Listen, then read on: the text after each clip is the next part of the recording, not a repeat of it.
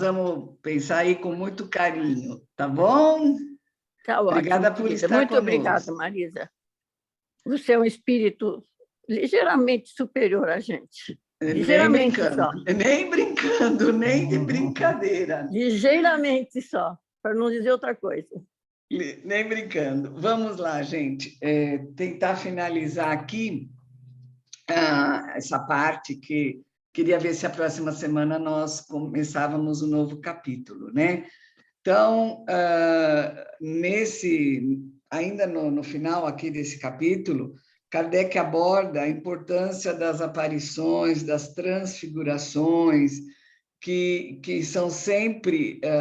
ele diz que o espírito ele se permite ser visto se ele quiser e por quem ele quiser. Olha que interessante, né?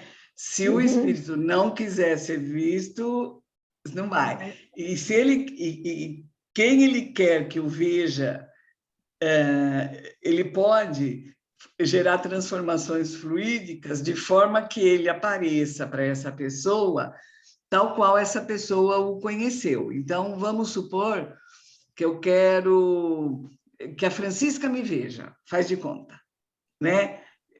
Já estou desencarnada, e na encarnação que eu convivi com a Francisca, eu era uma japonesa. Agora, eu não conservo mais esses meus dados, porque isso foi da encarnação. Eu já desencarnei, eu já não tenho mais a aparência que eu tinha, eu sou o espírito. Mas, se eu quiser que a Fran tenha certeza, puxa, é a Marisa, eu consigo, com uma combinação de qualidades de fluidos, aparecer para a Fran como ela me conhece, ou seja, vai, Fran, olhinho puxado, toda lá. E aí você fala, gente, a Marisa, você identifica, mas diz que isso é se o espírito quiser, para quem ele quiser, né, que veja. Então, essas aparições também têm a ver com o grau de condensação do fluido, né? Às vezes, alguém fala, eu vi uma imagem, eu não consegui identificar se é homem ou mulher. Tem essa questão. Quantos de nós já podemos ter tido essa percepção? Olha, vi um clarão, mas não consegui identificar, né? Então, quanto mais condensado, quanto mais definida for a aparência, mais credibilidade a pessoa vai ter. Não, tenho certeza que era a Marisa, porque, nossa, ela se apresentou do jeito que eu quero. Então, diz assim, Kardec diz, se o espírito quer dar-se a conhecer, imprime ao seu envoltório, que é o perispírito, todos os sinais exteriores que tinha quando vivo e que já não possui mais. Então, fica essa, né? Aqui ele diz, importante notar que as aparições tangíveis só têm a aparência da matéria carnal, não tem mais dela as qualidades, né? Ela se forma instantaneamente, assim como desaparece instantaneamente. Só consegui aquilo para poder ser reconhecida, mas já isso se dissolve e volta a ser espírito Marisa, né? Porque eu não sou Marisa, eu estou nesta encarnação Marisa. A gente já sabe disso, né? Então, ele explica, isso tem também, essa aparição tangível, momentaneamente materializada, tem o nome de agêneres, né? Olha que interessante, nunca tinha conhecido por essa designação, e permite também que o espírito se comunique, né?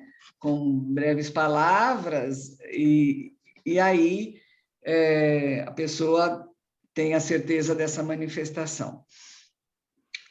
O que Kardec diz agora em relação ao perispírito?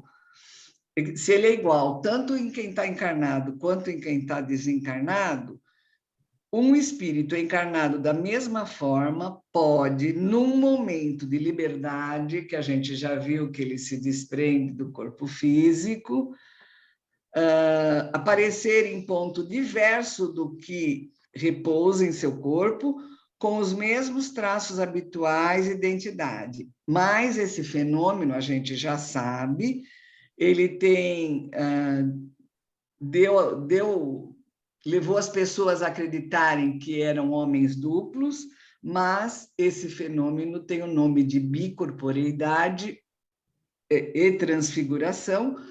A gente já até comentou disso, Eurípides Barçanufo, com ele aconteceu, dele estar dando uma aula, e de repente estava eclodindo a guerra, ele não tinha nem TV nem rádio, e ele conseguiu estar lá. Santo Antônio de Pádua estava na Itália, numa atividade, e de repente aparece em Portugal, porque o pai dele estava sendo julgado por um crime grave que não seria condenado quando ele era inocente. Então, a pessoa é vista em 2 lugares, né? Mas isso tem o nome da bicorporeidade. E obrigada.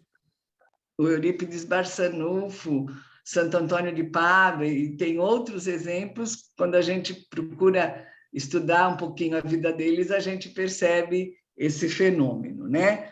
Que é diferente da emancipação da alma, porque o corpo está em repouso. Aí não. Ele estava dando uma aula, o outro estava fazendo uma pregação na igreja, e o corpo aparece aqui e lá, é diferente, né? E, de novo, Kardec reitera que os espíritos só se mostram quando o querem e a quem o querem. Falamos já disso. Vamos destacar a importância... Estou querendo só resumir aqui. Falando de mediunidade e manifestações físicas, a gente se resgata um pouquinho, Kardec resgata nessa parte final, o fenômeno das mesas girantes, da batida das portas, que foi como tudo começou. Nós sabemos que se tinha que chamar atenção por algum fenômeno, senão ninguém iria perceber. Então, esses fenômenos foram necessários. Mas Kardec explica que não é o espírito que bate na porta ou que ergue a mesa, é o fluido que ele imprime, que vai e manifesta o som, que vai e ergue a mesa. Então, ele diz assim, por meio do perispírito, é que o espírito atuava sobre o seu corpo vivo.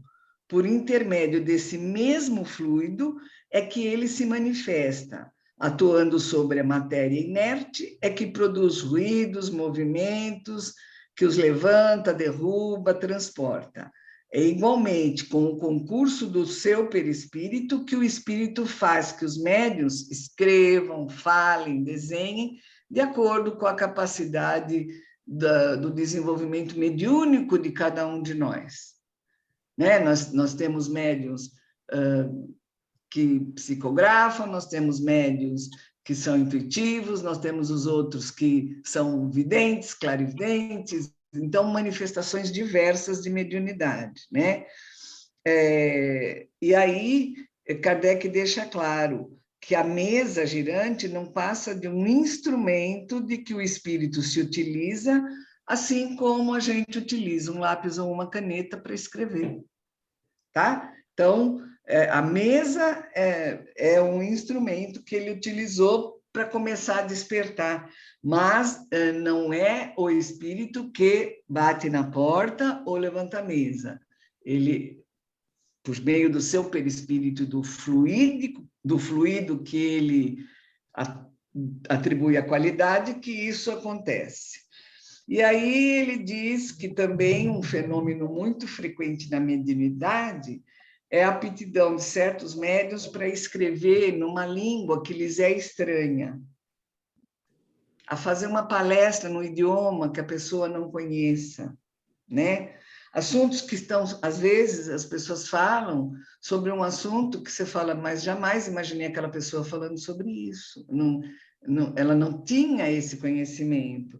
Então, ele deixa claro que não raro é o caso das pessoas que escrevem fluentemente sem nunca terem sido alfabetizados, né? De outros que compõem poesias sem jamais saber fazer um verso, de outros que tocam algum instrumento musical, outros que desenham, pintam, esculpem, enfim, sem conhecer nenhuma dessas artes.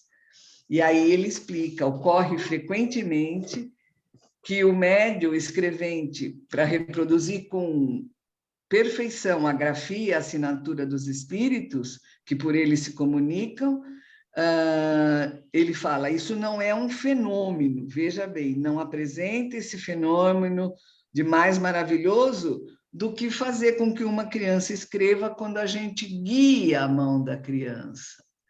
É como, então, se o espírito estivesse guiando a mão do médium. É como, então, se o espírito estivesse ajudando a formatar uma palestra num idioma que não é o que a pessoa domina, né? Então, ele diz que pode-se fazer com que qualquer pessoa escreva num idioma que ela ignore, ditando-lhe as palavras letra por letra. Olha só, olha a grandiosidade do espírito. Quer dizer, você não conhece, você não sabe como você vai escrever Word, que é palavra, é W-O-R-D. Pronto, eu dito letra por letra, e isso é compreensível, né? Então, ele diz, compreende-se que o mesmo se possa dar com a mediunidade, desde que se atente na maneira por que os espíritos se comunicam com os médiuns. Se, porém, o médium tem um mecanismo, se ele venceu dificuldades práticas, se lhe são familiares as expressões, se possui no cérebro elementos que o espírito quer que ele execute, ele se acha totalmente hábil para poder ler e escrever. E ele diz que o trabalho se torna mais fácil e mais rápido. Ao espírito já não resta senão transmitir pelo pensamento ao intérprete que irá reproduzir. A gente até comparou, algumas aulas atrás, o escrevente que vai, assim como a máquina, como é que foi? A secretária escrevia e a gente vai ditando, mas aqui já chega num ponto que a aptidão é tal que, pelo pensamento, o espírito emana para o médium aquilo que ele vai ler ou escrever, né? Ele põe assim, a aptidão de um médium para coisas que lhe são estranhas também tem frequentemente suas raízes nos conhecimentos que ele possui noutra existência e dos quais seu espírito conservou a intuição. Então, todo o conhecimento que a gente tem das diversas existências já vivenciadas por nós, eles podem ser resgatados. O que a gente sente quando vê uma criança de 4 anos sentar-se em frente a um piano e tocar um Beethoven, um Bach? Quantos anos nós precisaríamos aprender para pum, pum, dedinho por dedinho? E a criança está lá. Marisa, Oi. Essa mediunidade é mediunidade de xeloglossia. Xeloplasia? Xeloglossia. O X. Com X, tá. Xeloglossia. A pessoa falar no idioma que ela não entende, a criança tocar sem nunca ter aprendido. Xeloglossia. Ok. Então, tem muito a ver também com a vivência de experiências anteriores, né? Sim. E é importante isso aí. E no último item, Kardec vem falar para nós de obsessões e possessões. Nossa, por que ele vem trazer esse assunto aqui agora, no final do capítulo? Porque, de novo, Kardec está nos preparando para os milagres do Evangelho, que nós sabemos não serem milagres. Tudo isso é para a gente entender a importância do nosso perispírito, a importância dos fluidos, e a gente sabe um pouquinho já sobre obsessão, quem já fez a pensamento de vontade já ouviu falar, mas vamos ver o que Kardec destaca, né? Que a obsessão é um efeito semelhante a uma enfermidade ou qualquer atribulação da vida. E, às vezes, ela pode ser considerada provação ou expiação e aceita com esse caráter. Mas ele diz que obsessão é a ação persistente que um espírito mau exerce sobre um indivíduo, que tem características muito diferentes, que vão desde a simples influência moral, sem que a gente perceba nenhum outro indicativo, nenhum outro sinal de que está sendo influenciado, até a perturbação completa que chega a atingir as nossas faculdades mentais, né? Então, isso é importante. Ele diz, assim como as enfermidades resultam de imperfeições físicas que tornam o corpo acessível a essas influências exteriores que são mais negativas, a obsessão decorre de uma imperfeição moral. Olha que interessante. A obsessão decorre de uma imperfeição moral que faz com que um espírito menos esclarecido se engrandeça sobre esse indivíduo. A uma causa física opõe-se uma força física. Porém, a uma causa moral, precisa que se contraponha a uma força moral. Então, somente com uma força moral para preservar tudo isso é que a gente consegue afastar esse espírito obsessor. E aí Kardec nos chama a atenção da doutrinação, do esclarecimento a esse espírito com autoridade, não é com autoritarismo, ele fala em autoridade moral. Que essa autoridade passa a ser reconhecida por esse espírito que ainda vive nas trevas, né? Então, ele fala assim, não basta a gente socorrer apenas o indivíduo que está sendo obsediado, nós temos que socorrer o espírito obsessor, para que ele entenda a importância do afastamento. E aí, essa chamada doutrinação, as pessoas usavam muito esse nome antigamente, ou esclarecimento do espírito, é a autoridade moral de quem está fazendo, do médium que está ajudando nesse processo. Porque senão esse fluido pernicioso vai permanecer, né?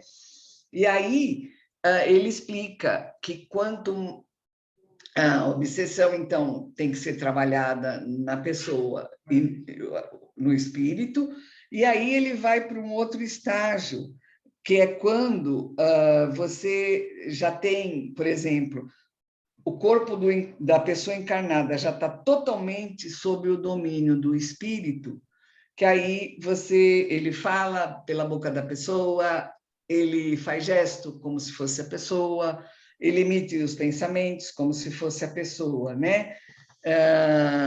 E aí, esse caso já é um caso muito mais sério, mais grave, que a pessoa fica num processo de subjugação, né? É como se a gente fosse uma marionete. O espírito fala, levanta o braço direito, a gente faz isso, levanta o esquerdo, faz isso, mexe a cabeça, a gente faz assim.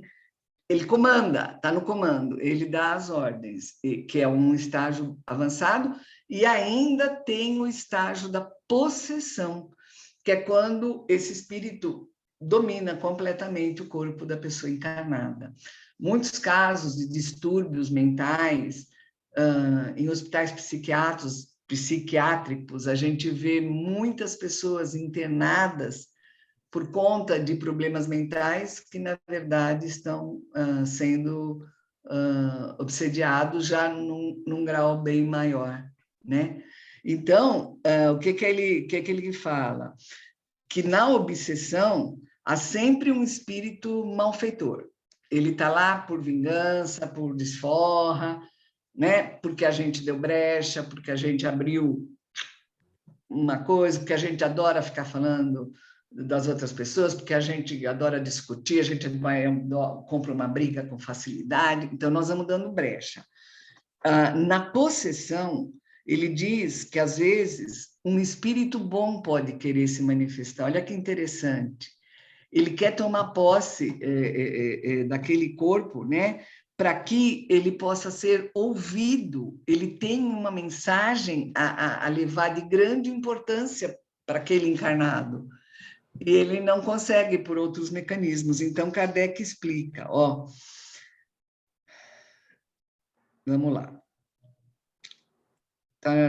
Quando é mau o espírito possessor, as coisas se passam de outro modo. Ele não toma moderadamente o corpo do encarnado, arrebata-o. Na possessão, quando o espírito é mau, não é, quer dizer, ele arrebata, né? Ele toma conta. E quando o espírito é bom, não tem tanta perturbação ou incômodo. Esse espírito encarnado, ele parece que está emancipado para receber, para ouvir aquilo que precisa, né? O espírito bom quer falar, quer causar uma impressão, então ele toma do corpo do encarnado, que voluntariamente lhe empresta, como emprestaria a outro encarnado. Então, a possessão se dá por espíritos maus e pode acontecer por espíritos bons que necessitem transmitir uma mensagem que precisam ser ouvidos, né? Os espíritos maus fazem isso por maldade, torturam, martirizam de todas as formas, indo ao extremo para exterminar a vítima, né? Torna infeliz essa pessoa. Tanto é que a gente, como disse há pouco, vê muitos desses casos de pessoas internadas em hospitais psiquiátricos. Ele diz que existem muitos gêneros e graus de intensidade desses processos obsessivos, né? E que a obsessão e a possessão, na maioria das vezes, elas acontecem sobre uma localidade que se lança uma revoada de maus espíritos. Assim, é como se uma revoada saísse junto para alçar novo voo, né? Então, ele põe assim, são as mais das vezes individuais a obsessão e a possessão, mas não raro são epidêmicas. Quando uma localidade se lança uma revoada de maus espíritos, é como se uma tropa de inimigos a invadisse. Então, aí muitas pessoas podem ser afetadas, atingidas e alcançadas ao mesmo tempo. Muito bem, o que isso mostra para a gente no final deste capítulo?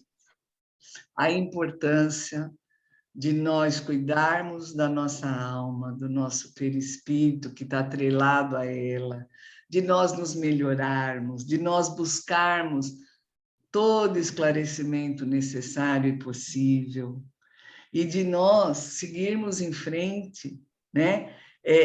Procurando na fonte do estudo, beber dessa fonte, porque Kardec é muito inteligente, foi muito inteligente, foi preparado para isso, como a gente bem sabe. Ele está fazendo a gente entender tudo isso que aconteceu na gênese orgânica, na gênese mosaica, tá nos caracteres dos milagres, para a gente chegar nas curas de Jesus, que constam do Evangelho.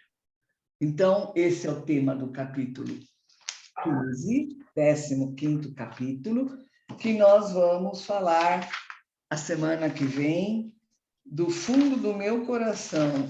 Eu acho que ele vai ser tão apaixonante assim, porque nós vamos rever as curas de Jesus, né? Os paralíticos, o cego de nascença. Ai, gente, tem cada coisa, mas eu tenho a impressão que a gente não consegue. E aqui também tem os processos nesse capítulo. As ressurreições, Jesus caminhando pelas águas, as transfigurações. Nós vamos levar, acho que mais de um estudo, com certeza, porque vai ser gostoso a gente poder rever tudo isso. É como se a gente tivesse... Puxa vida, Tem muitos itens. São 67 itens nesse capítulo 15. A gente vai começar, vamos tentar ir até, pelo menos, Cego de Betsaida, que está no item 12, termina no item 13. E aí, se der, a gente vai indo em frente, se não der, a gente vai parando. Vamos estudar. Quem conseguir ir lendo, vai lendo, mas procura já ver com esse novo olhar da importância do perispírito, dos fluidos, de tudo, como as curas se processaram, né? Nós vamos ver um pouquinho de cada coisa aí. E hoje, com a graça e a beleza da Sofia aqui nos brindando, faltam as nossas outras princesas, né? Falta a nossa querida Lívia, falta nossa Manu, nossa Liz, Alice, Clara, olha, gente, o Henrique. Temos princesas, mas temos um príncipe agora, né? Daqui a pouco eu não consigo mais lembrar o nome de tanta gente nova. Mas hoje, com o sorriso de quem está adorando estar conosco, hoje eu paro por aqui, gente. Prometo que eu vou estudar com muito carinho o que foi nos orientado passar naquela época sobre o assunto ao qual a gente dedicou hoje uma parte do nosso tempo, e voltarei com ele já assim rapidamente, se puder, já no início do nosso próximo encontro. Então, eu sou todo ouvidos. Se puder... Até o 13, você falou? 15. Até o 15. Ah, não, é porque eu estou lendo aqui, olha, na verdade já dá vontade de ler tudo, né? Até o 13. O item Parou no paralítico, né? É o Cego de Betsaida, pelo menos na edição que eu estou. E depois vem o paralítico. Podemos talvez ir até aqui. Quem quiser ler mais, vai lendo. Porque se eu conseguir, se de repente o encontro rende, a gente vai indo em frente. Mas eu acho que a Rê quer falar alguma coisa. Vão lendo o que vocês conseguirem, mas vamos tentar entender a cura, não o milagre, e o processo da cura. Fala, Rê. Então, eu queria só fazer uma pergunta. Isso tudo foi escrito há 150 anos atrás. Uhum. Hoje em dia, é tudo igual? O que falam de fluido, do perispírito, do espírito. Não, da Depois força, de 150 anos... Oi. O termo fluido não existia naquela época, né? Hoje a gente chama de energia. Então, é que naquela época não tinha a palavra energia, eles não sabiam o que era energia. Mas é pura doação de energia, por isso que a gente fala, vamos vibrar energias amorosas, renovadoras, curativas. É o fluido que você está emanando, é essa energia que sai de dentro, né? Mas muita coisa mudou, principalmente essa terminologia, porque naquela época não tinha significado para a palavra energia. A Sandra até colocou uma observação aqui no nosso grupo, né? Mas muita coisa mudou, mas a força e a natureza do nosso perispírito e dessa atribuição, isso se faz vivo. Porque nós vamos ter encontro no sábado, você já tem alguma... No domingo? No domingo, às 18 horas. Foi confirmado. Está confirmado? Eu ia falar isso também. Está confirmado porque tem bastante gente que confirmou. Algumas pessoas falaram possivelmente, talvez com certeza, mas se faltarem umas 3, 4, tudo bem. Eu acho importante que a gente tem feito as reuniões com o Conselho Doutrinário, né? E aí eles fizeram com todos os grupos de todos os dias de trabalho. Então, seria bom quem puder entrar, né? Mas vai ser pelo YouTube, pelo Zoom? Ela não sabe se vai ser pelo Zoom ou se vai ser pelo Team, ela ainda não sabe. A gente recebe alguma comunicação, é isso? Sim, quinta-feira eu vou falar com eles e aí vamos ver por onde que vem. Para o nosso grupo, acho que é melhor pelo Zoom, né? Que todo mundo já tem. Com né? certeza, com certeza. Eu vou Nossa, falar com mais o Tiago e fácil. com a Bel, ver se dá para fazer Eles, pelo Zoom, para ser mais fácil para todo mundo, eles né? usam, às vezes, o Teams, mas, É, às vezes, a gente tem muita dificuldade para conseguir entrar. Né? Ó, né? aqui está dizendo que nós temos 1 minuto, gente. Então eu vou mandando mensagem, tá Tá bom? bom.